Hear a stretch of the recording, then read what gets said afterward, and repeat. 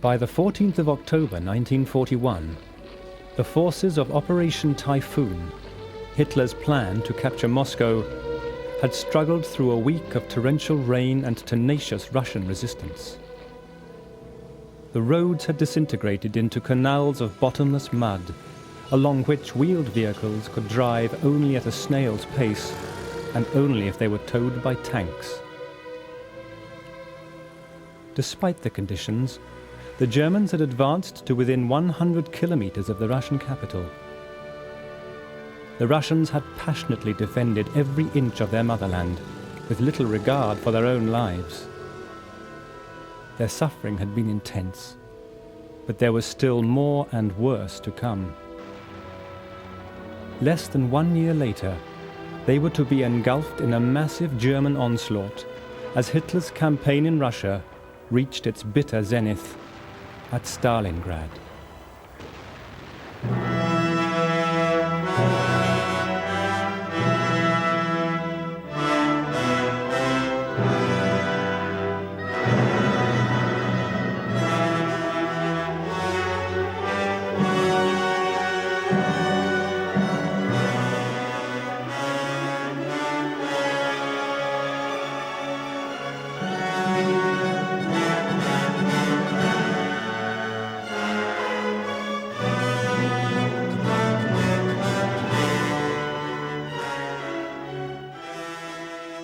In Moscow, the nerve center of the Soviet Union, the proximity of the German armies threw the inhabitants into total disarray. Mass evacuations were organized, while some citizens simply fled of their own accord. Even Stalin and his government prepared to abandon their capital. There are lots of rumors about Stalin and Moscow. But Stalin, for all his faults actually, and from what one can gather from talking to some of his closest aides, he had no intention of leaving Moscow and made that quite plain. And he asked Zhukov actually, in the middle of October actually, when there was a huge panic in Moscow, and Moscow virtually evacuated itself. It's called in Russian Bolshoi Drap, the big skedaddle. This was an unauthorized evacuation. And Stalin, although the city had been mined and everything was ready to be blown up, Stalin said to Zhukov, "Can we hold Moscow?" And Zhukov said, "Yes, we can." Stalin said, "Right, that's it." And he remained in Moscow. And he was there, and genuinely there. It was very important he was there on the 7th of November 1941. I mean, he was physically there. He made the broadcast. I mean, it was perfectly apparent that Stalin was there, and Stalin was there to stay. The remaining citizens of Moscow were scoured for recruits to a civil reserve force, which was hastily mobilized to the front. Stalin now learned from his spies in Japan that the Japanese government did not intend to attack in the east. Freed of the nightmare of war on a second front, he ordered the transport of 22 fresh divisions of well-equipped Siberian forces to Moscow. The November frosts came late but sharp. General Guderian had earlier requested winter supplies, but had been rebuked for negative thinking. The Germans began to find a concrete use for the propaganda leaflets they had been issued with, stuffing them into their uniforms to keep the cold at bay.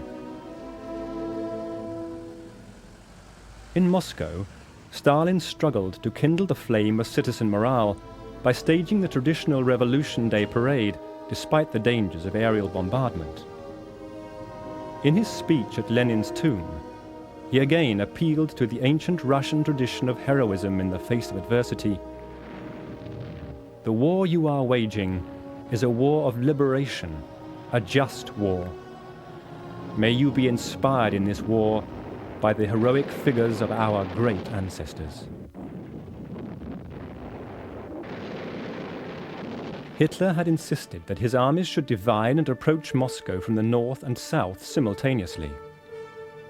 By the end of November, they were only 30 kilometers from their target. The spires of the Kremlin were tantalizingly within their gaze. But Hitler's arrogance in failing to provide winter supplies was now disastrously limiting their progress. Without antifreeze, motor vehicles would not start, and planes could not fly.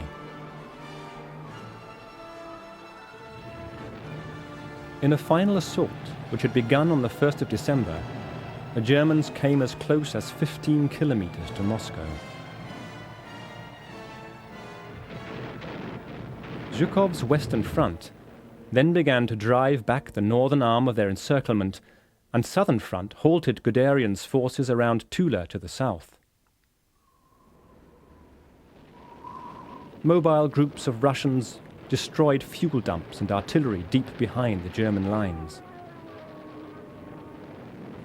The troops of the Third Reich now faced fully equipped Russian infantry, snugly clad in their felt boots and greatcoats.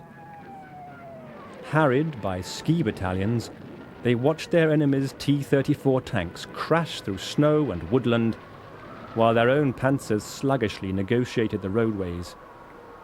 German morale wilted. The hard-pressed soldiers, most of them still clad in their summer uniforms and tight leather boots, fell back rapidly, often abandoning huge caches of equipment in their haste.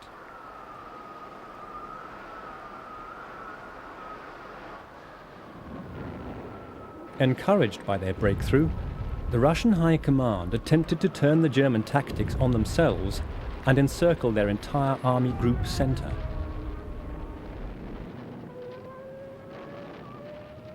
Despite Hitler's orders to stand firm, by the end of the year, the Germans had withdrawn up to 150 kilometers from Moscow.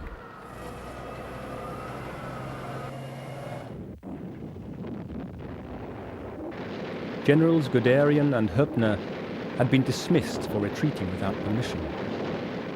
The Red Army line was shortening, and Zhukov and Rokossovsky were, by moving up the reserve front, were beginning to be able, I think, to have a more coherent defense.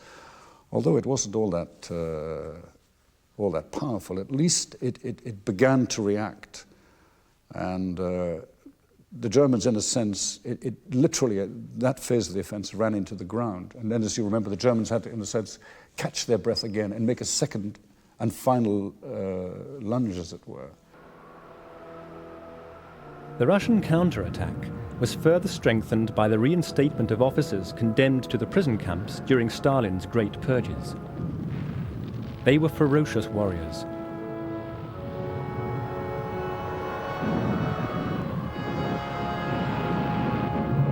As the wounded commander of the 222nd Rifles told his German interrogators, "If a man has a penal camp behind him, death holds no terror for him."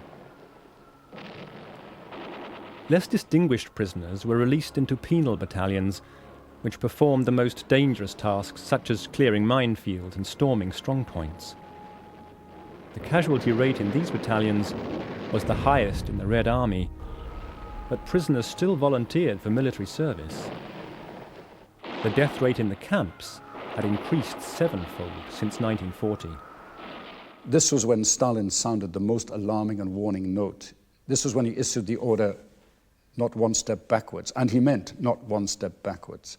He imposed, for example, penal battalions on the Red Army, anybody moving out of line. And if you look at the fact, for example, that perhaps some 400,000 Russian soldiers were put in penal battalions in the war, show you the scope and the scale of discipline. At the Battle of Stalingrad, 13,500 men in the Red Army were put in penal battalions and very probably shot.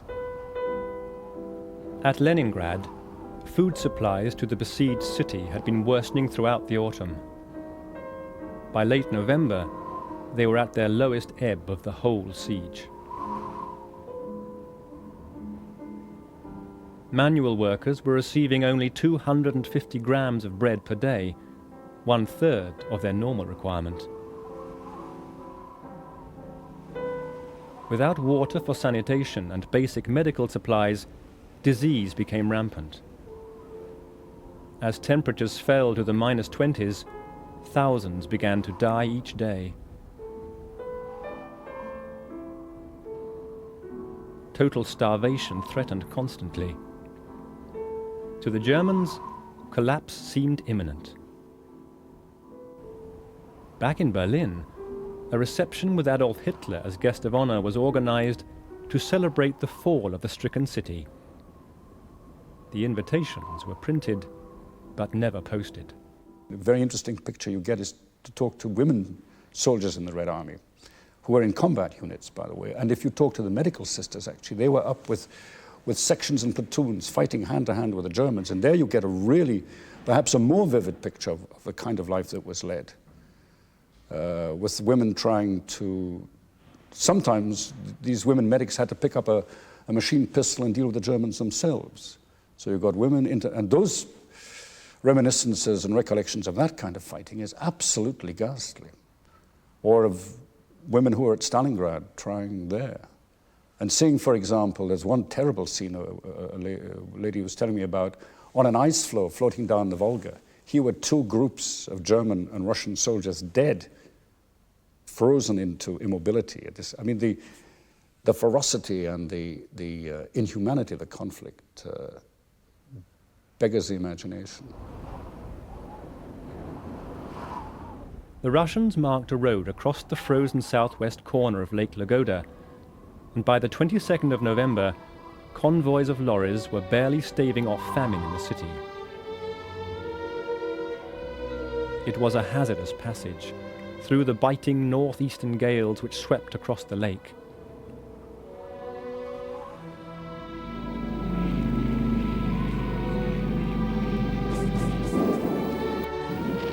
Yet, for all its horror, the Russians knew that defending this lifeline to the city was the only possibility of keeping the inhabitants alive.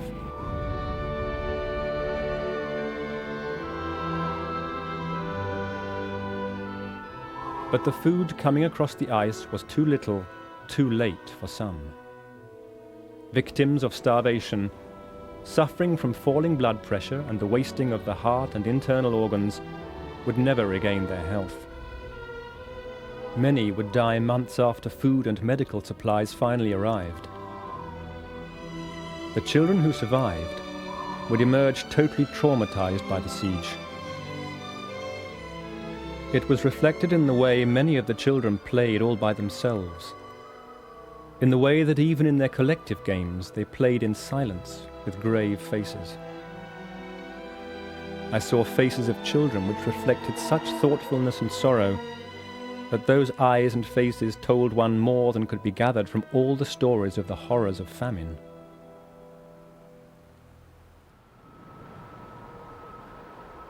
As the new year approached, there was every reason for Stalin to feel optimistic about the outcome of the war. The German blitzkrieg had slowed to a crawl, halted, and was now grinding into reverse.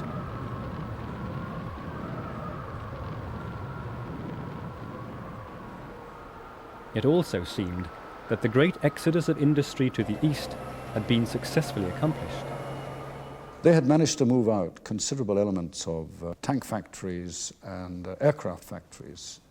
It wasn't so much a question of the proportion, it was a question of which particular plants. For example, the Kharkov tractor works, which produced tanks, was very. They managed to get that out. The workers in that factory walked along the railway line, by the way, under German gunfire to get in the trains to be moved out. They got the equipment out and they took the workers out. So what happened, of course, was in 1942, as the Wehrmacht bit deeper into Russia, then there had to be a second wave of evacuation. But by 1943, towards the end of autumn, they're beginning to move. There's a re-evacuation. So it was it was the largest industrial migration in the history of the world. Well over, I think it's about 1,900 plants were moved eastwards, and then, even without infrastructure there, factories were put on the bare ground, and in one aircraft factory, within, I think it was about 17 days of being relocated, they were producing their first aircraft. While the next 3 months would prove critical, the economic war had been put on a sound footing.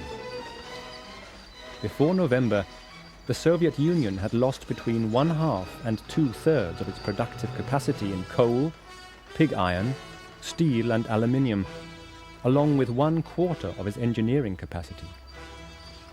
Its total industrial output had been halved. The eastern industrial enclaves rapidly became the cornerstone of the Russian war effort. the instant expansion of the Ural, Siberian and Kazakhstan centres of production in the first year of the war was nothing short of miraculous. The conditions of work were horrendous. Many of the evacuated workers were labouring in sub-zero temperatures while the factories were still being constructed around them. They slept on the floors beside their machines, or in crude dugouts next to the factories.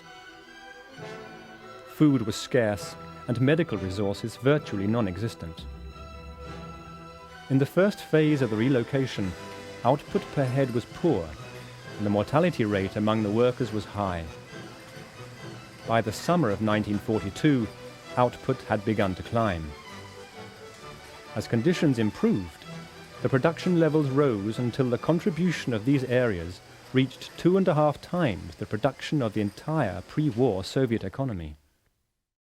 Discover the past with exclusive military history documentaries and ad-free podcasts presented by world-renowned historians, all on History Hit. Watch them on your smart TV or on the go with your mobile device. Download the app now to watch everything, from the gripping story of the Band of Brothers to Operation Barbarossa and D-Day. Immerse yourself in the dramatic stories of this remarkable era by signing up via the link in the description.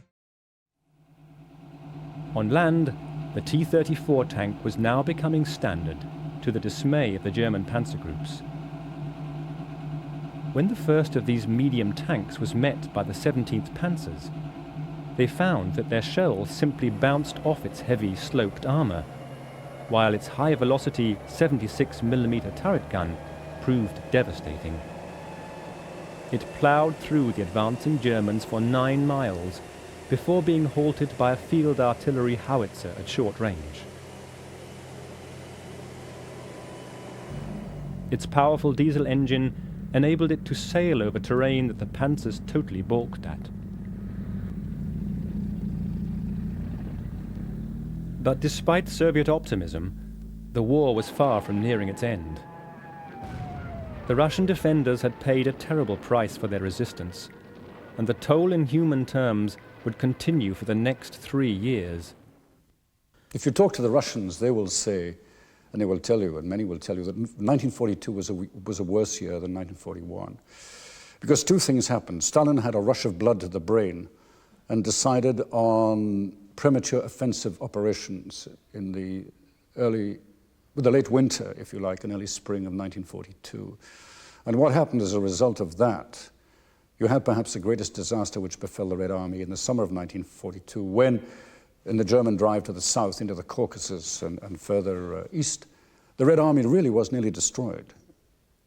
But what happened there mystified Hitler, because instead of the great big encirclement operations of 41, the Red Army wasn't there. It had actually begun sensibly to retreat. The Soviet casualties in the first 6 months of the invasion had been staggering. It was only 50 years later that it would be admitted that 1.5 million troops had perished in the defense of Moscow alone. Many of those who were taken prisoner by the Germans fared worse than the dead. The German High Command alleged that the Russians had refused to abide by the Geneva Convention on the treatment of prisoners of war, and encouraged German troops to seek revenge on such barbarous subhumans.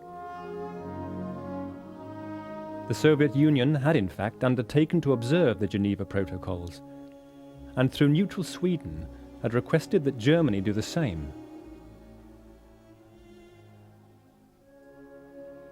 Germany's response was to shoot Russian prisoners out of hand, to gas them, starve them, and deprive them of the medical supplies necessary for their survival. Many were crammed into rail carts and left in sidings to perish. Others were force-marched until they died from exhaustion. More were simply exposed to the deadly cruelties of the Russian winter. Hundreds of thousands of Soviet prisoners had been murdered by 1942, and this was to set an horrendous trend which would continue throughout the course of the war. The Germans made no provision for their prisoners of war. They were left in the open, they were starved, they were beaten, they were shot, they were used. As a matter of fact, the German army very frequently used the bodies of Russian prisoners as emergency bridging equipment, to try. So the degree of barbarization which set in at a very early stage in the Soviet-German War, the Great Patriotic War, was a feature which persisted until the very last day of that war. And it was deliberate, and it was organized, it was systematic. And although the German army has tried to make excuses for itself, saying it had no part of it, this is simply not true. Indeed, if you look at Manstein's early orders in 1941, he is as enthusiastic for this barbaric policy as was anybody else. So it simply wasn't the Einsatzgruppen or the SS who did it. The German soldier finally was relieved of all sense of criminal responsibility under German military law. He was, from that point of view, an unbridled and unchecked agent. And don't worry, he took full advantage of it. The total number of Russian prisoners to be captured would eventually be reckoned at 5.5 million.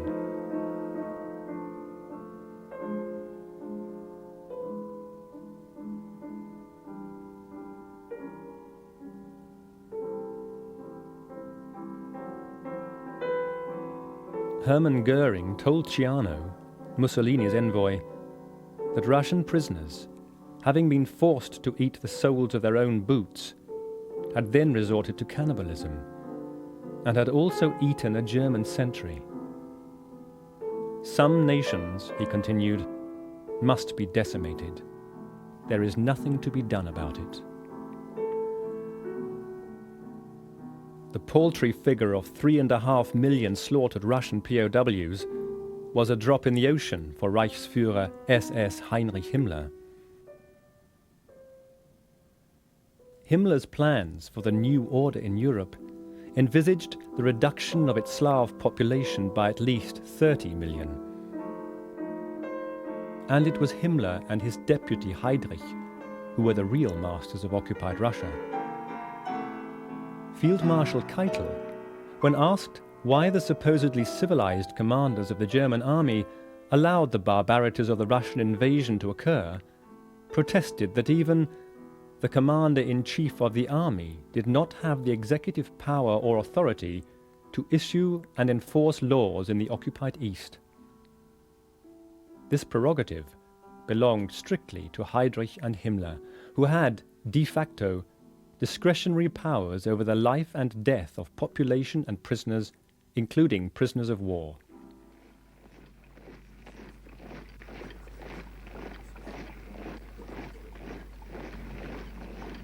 Himmler's sinister executioners, the Schutzstaffen, or SS, became the supreme rulers of Western Russia.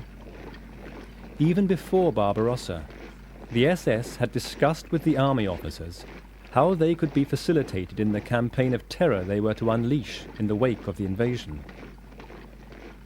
In May 1941, 4 Einsatzgruppen were formed, with the primary aim of eliminating the ideological opponents of the Reich. Soviet officials, commissars and Jews were to be rounded up and shot to death. In the event, those who were dispatched swiftly by a bullet were the fortunate.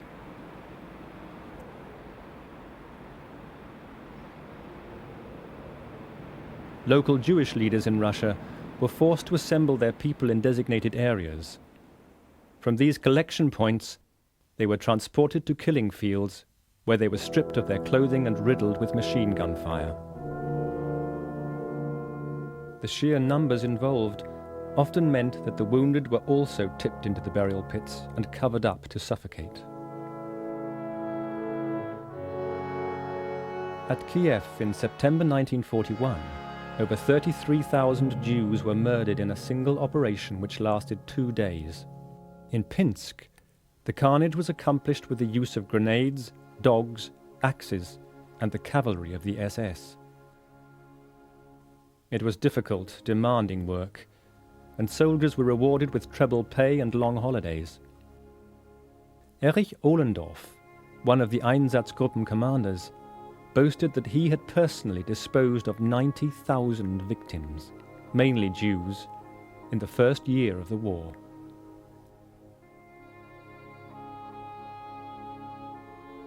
But it was not only Jews who suffered. Anyone could be accused of being an official or a commissar and summarily executed.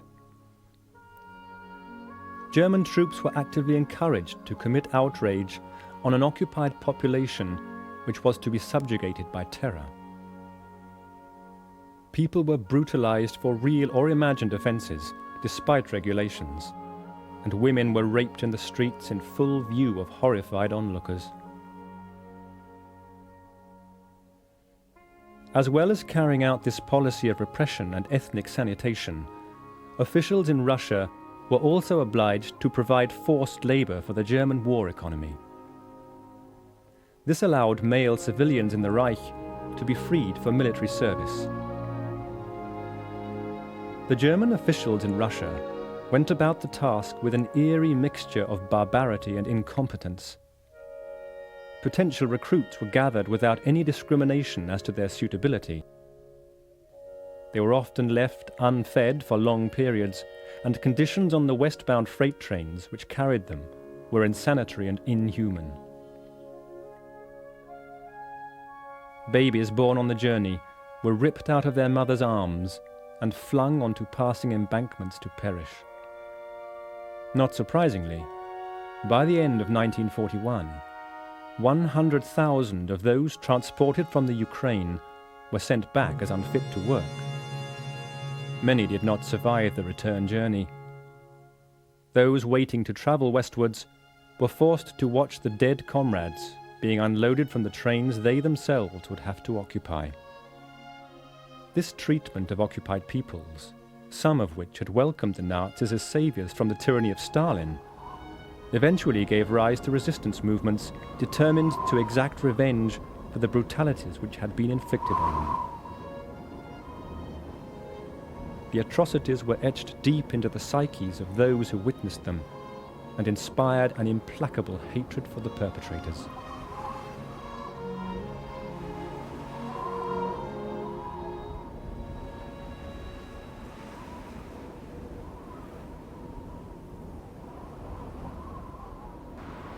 Hitler was rapidly losing faith in the commanders who had failed to bring Barbarossa to a successful conclusion. He had already dismissed both the cautious von Rundstedt and the audacious Guderian. The friction between Hitler and his generals became vocal and more rancorous as the winter wore on. Despite this, as the January initiative became bogged down in the spring thaw, Stalin had little to show for an offensive which was so ruthlessly driven that it produced more Russian than German casualties.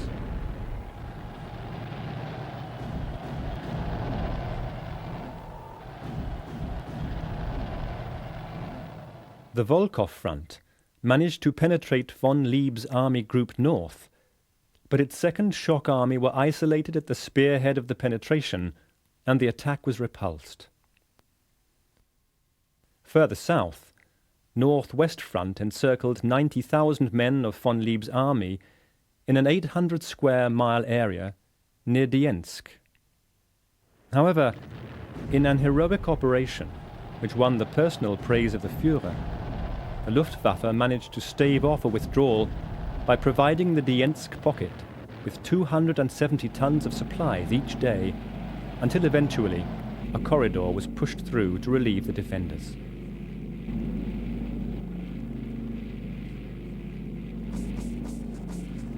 The 29th Army of the Kalanin Front, which had almost completed an encirclement of a large portion of Army Group Center, was itself surrounded and destroyed. Army Group South managed to contain the bulge that was developing under attack from the Russian South and Southwest fronts. In the Crimea, Russian gains were restricted to the Kerch Peninsula.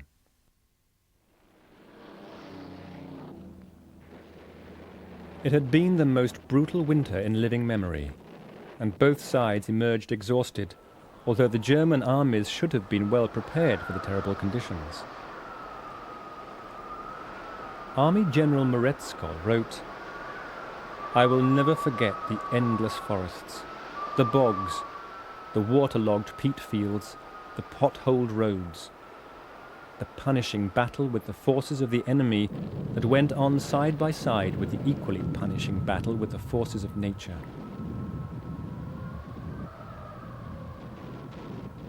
The German armies emerged from the winter fighting in a state described by General Franz Halder, Hitler's chief of staff, as disastrous.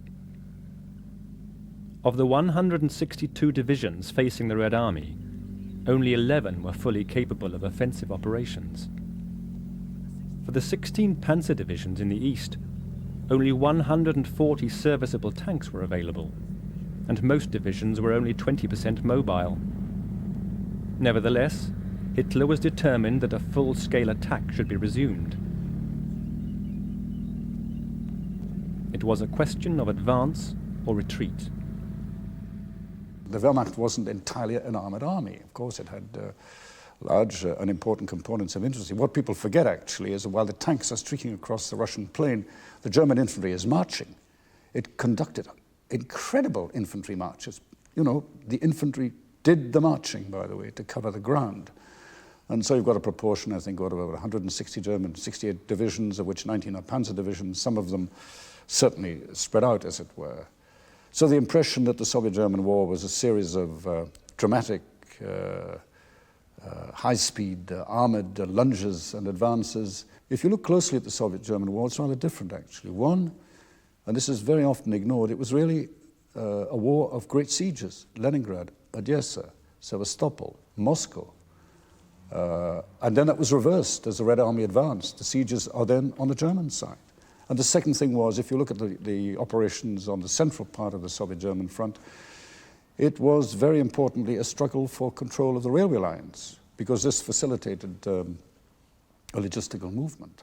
And when the Germans were deprived of much of their rail communications, they were in serious trouble. One of the great successes of the Red Army, by the way, was it didn't wait to capture huge stretches of railway line. They would simply advance a short distance and build a railway line. Halder even considered recommending a withdrawal to the pre-war border in Poland. Quite wisely, he never mentioned this to Hitler. If the German armies stepped back, then Russia could regroup her forces, recover her raw materials, and rebuild her Western industries.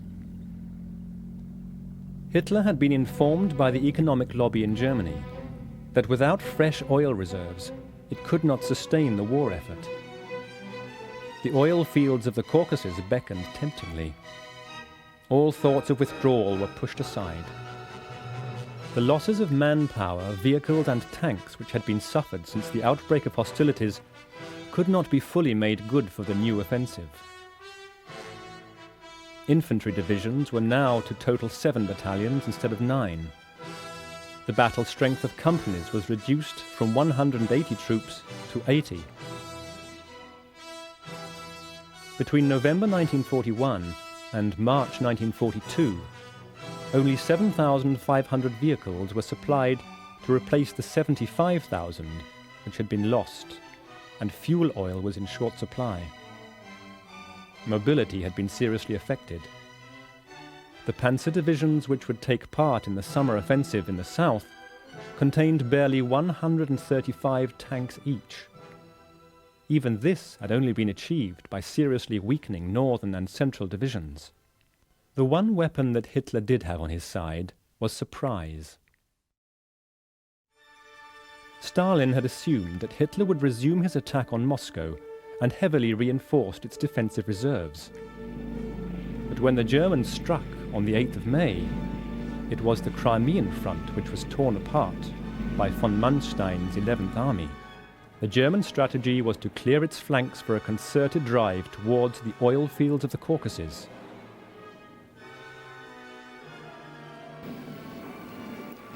While von Manstein subdued the Crimea, Timoshenko's southwest front, which lay on the northern flank of the drive, was to be destroyed by the 9th and 57th Armies.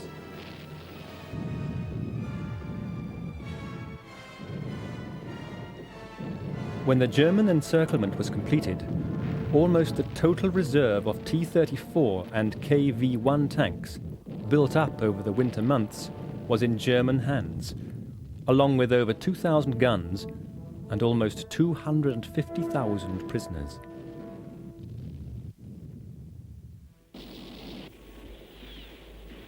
In the south, von Manstein had by now entered the final phase of his Crimean campaign, and only the fortress of Sebastopol, besieged since the previous year, was still under Soviet control.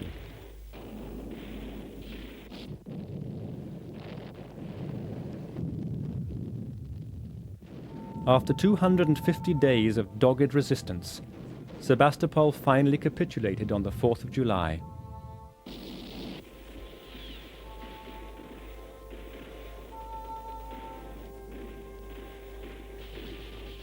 The victorious troops were ordered north to Leningrad despite pleas to cross the Kerch Strait and bolster the main offensive. The German forces were now organized into two groups. Army Group B struck eastwards from Kursk to the north and Kharkov to the south, but failed to encircle the retreating Soviet forces. Hitler, convinced that the main body of the Red Army had retreated to the area north of Rostov, ordered a huge encirclement of the city. In doing so, he pulled the 4th Panzer Army away from its advance down the Donetsk corridor towards Stalingrad. It was a fatal mistake. Von Kleist was to write later, "The 4th Panzer Army was advancing on my left. It could have taken Stalingrad without a fight at the end of July, but was diverted south to help me in crossing the Don. I did not need its aid. It merely congested the roads I was using.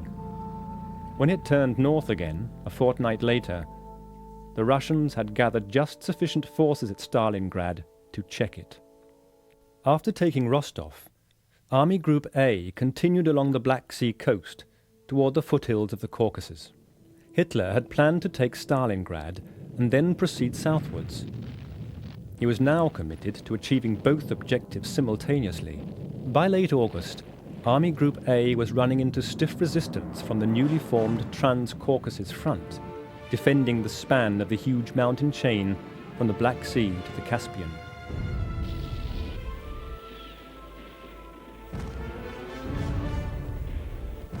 A Russian southeast front was also established to protect the plains to the northeast of the mountains.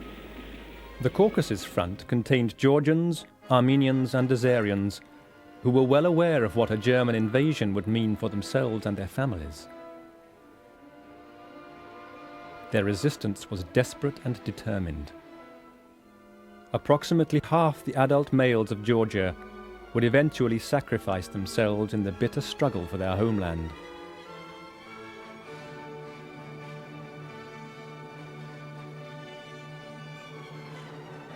Not only was resistance hardening in front of Army Group A, but their strength was constantly being eroded to bolster the battle for Stalingrad to the north. The Caucasian oil wells had been the primary target of the German summer offensive. The taking of Stalingrad was at first simply an obvious target to protect the left flank of Army Group A. Had Stalingrad not been named in honor of the Russian leader, it might have remained a subsidiary target. Stalingrad became, if you like, a symbol of German endurance, of German capability. It also had important strategic significance, by the way, because if they'd cut across the Volga, they sliced right through the Russian lines of communication for oil, for transport. So it wasn't a facile thing. But it became invested with enormous psychological significance. Both sides really in this ghastly chest-to-chest struggle from which they couldn't be unlocked, from which no one could see how they could be unlocked, except one had to be destroyed and the other become victor. And it had the quality of that kind of struggle. So the political importance which attached to Stalingrad was immensely important. And it worked once the Red Army mounted its counteroffensive and was successful. Of course, that worked to the advantage of the Soviet Union. Hitler began to find the symbolism of its name increasingly difficult to resist. On the 23rd of July, its capture was placed on a par with the southern advance. By September, defeat at the city named after his arch-rival was unthinkable. Stalin too was aware of the symbolic significance involved. As early as the 1st of July, with the German Sixth Army approaching the big bend of the Don and threatening the road to the city, Stalin told Timoshenko, "I order the formation of an army group Stalingrad. The city itself will be defended by the 62nd Army to the last man." If the Stalingrad had caved in, and the Red Army, as it planned to do, was to move westwards at high speed, it would have been able to seal off the German army group in the Caucasus, and that would have trapped an enormous number of men. So the argument is that by holding on in Stalingrad until February the 3rd, and obviously constraining a certain element of Russian forces, it enabled German troops who'd penetrated deep in the Caucasus to get out and pull back, and Manstein to build up an improvised defense line and thus more or less stabilize the position, which appeared at one stage, the whole of the German southern wing appeared to be in great jeopardy. At the time of Stalin's order, the 62nd Army were desperately preparing a defensive position at the Klach bridgehead, west of the Don, supported to the south by the 64th Army and 1st Tank Army. On the 30th of July, the German 6th Army struck north and south of this formation, and by the 8th of August, it was encircled. The remnants of the 62nd and 64th Army pulled back to form a defensive perimeter around Stalingrad, leaving the approach road virtually undefended. On the 23rd of August, the 6th Army under General Friedrich Paulus and the 4th Panzer Army crossed the Don and sped towards the city. Despite the resolute defense of the outnumbered Soviet forces, the Germans crashed through the suburbs. Only a rapid withdrawal to the inner city on the 30th of August prevented a complete encirclement of the forward defences. The depleted Russian ranks were bolstered by the addition of 125,000 adult citizens and 7,000 male youths between the ages of 13 and 17. Workers in the munitions factories handed over weapons and equipment to their soldiers as soon as they came off the production lines. As the battle grew in intensity, they were forced to use them themselves. In their eagerness for a rapid victory, the Germans made a severe tactical error. While the firebombing of the Luftwaffe, which was ordered as a prelude to the final assault, created major structural damage, it also constricted the mobility of the attackers. It turned the struggle for occupation into a Rattenkrieg, a rat's war, through the rubble-choked thoroughfares of the city. German tank superiority and aerial dominance counted for very little. The German army's whole tactical training had been concerned with how to avoid such a war of vicious attrition. The defenders, on the other hand, proved adept at this hide-and-seek struggle through the labyrinth of ruined buildings and blocked alleyways to which Stalingrad was reduced. The battle zones contracted to minuscule proportions. In the larger buildings, floors and even stairways were transformed into centers of conflict. Any overview became almost impossible, as the individual buildings changed hands several times in a single day. Back in Germany, the slow progress of its army gave rise to jokes, parodying the official reports from the front. Today, our troops captured a 2-roomed flat with kitchen, toilet and bathroom. They managed to retain 2/3 of it, despite hard-fought counterattacks from the enemy. Nevertheless, the sheer weight of the German attack began to tell. By mid-September, the defense of the city seemed on the point of being overwhelmed. The answer to the question, how close were the Germans to winning the Battle of Stalingrad, is a sobering one. About 400 yards because the final stages of the German attack in November had driven Marshal Churkov right down to the water's edge. And he had his headquarters actually on the water's edge. They were never pushed off, but it got to the stage where the battle, which was a horrendous affair, was grinding down Russian battalion after Russian battalion, as it was with the Germans, by the way. And there was also the argument who could hang on the longest. But that, I think, was very probably between November the 24th and the last week, yes, of November, running into the first few days of December. It appeared to be touch and go.